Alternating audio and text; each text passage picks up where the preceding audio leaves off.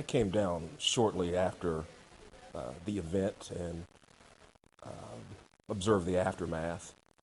One of the things about Cincinnati is it's got a long history since the early 1800s of racial tension, even before the Civil War.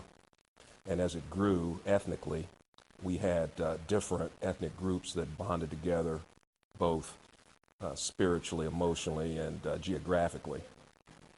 And because of these divides, I believe that these traditional divides, I think that even though Cincinnati was a large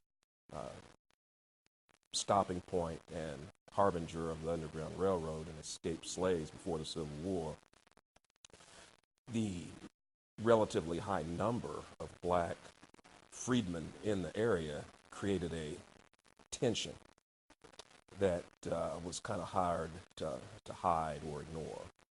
And from time to time, there were incidents that accelerated the already smoldering racial animosity into a riot or some level of civil disobedience. If you go back to 2001, it was just a demonstration of some of the attitudes that persisted for decades. But I don't think that the animosity always seems to fade ever so slowly over a period of time. 10 years later, I don't believe that the elements that allowed or ignited that exist to such a strong degree as it did 10 years ago.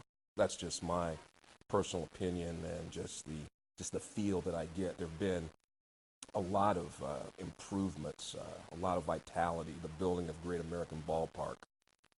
The following year, the riverfront stadium was imploded in 2002, and there's been a lot of energy and excitement that goes across racial and ethnic and religious lines.